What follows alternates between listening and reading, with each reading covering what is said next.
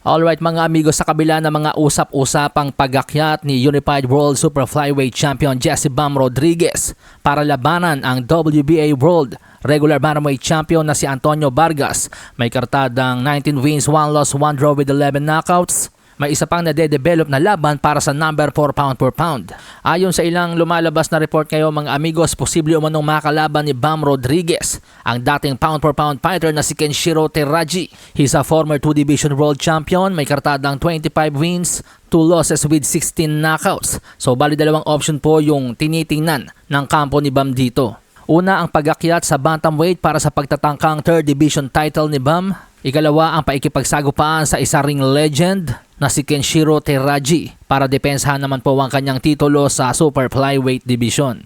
Matatanda minsan ang nabansagan si Bam Rodriguez na legend killer dahil sa pagpapataob sa mga alamat sa kanyang dibisyon tulad ni na Carlos Cuadras, Sri Sakit Sorong Bisay at Juan Francisco Estrada. Kaya naman tiyak na magpapayaman lalo ng legasiya ni Bam Rodriguez kung isasama rin niya sa kanyang resume ang isa pang alamat na si Kenshiro Teraji.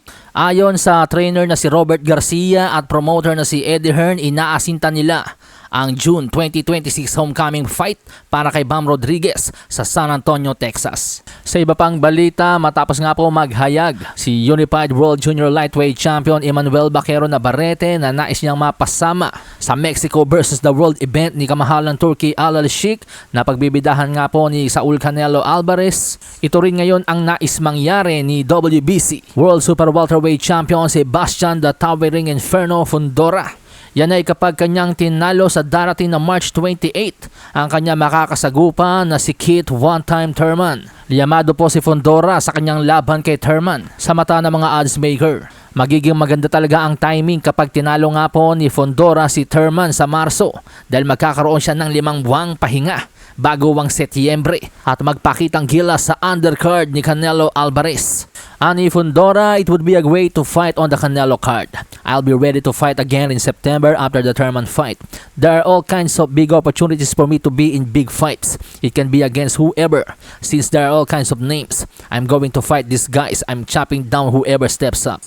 Sa katunayan, maging ang kapwa Mexican-American na si Virgil Ortiz Jr. ay handa nga pong sagupain ni Fundora sa Mexico versus the World undercard. Sa kasalukuyan ng mga kampiyon ngayon sa Super Welterweight o Junior Middleweight Division ay sina Josh Kelly, hawak ang IBF, Sander Sayas, hawak ang WBA at WBO, at may malulupit na contenders tulad ni na Jaron Boots Ennis, Israel Madrimov, Bakram Murtasaliev, Jermel Charlo at Errol Spence Jr. Lahat po yan ay big fights para kay Fundora. Alasahin ang baraha, patunayan mo sa'kin ha. Sino man ang mabunot na kalaban, di ka tatakbo ha. Sa bayan ko sa bayan.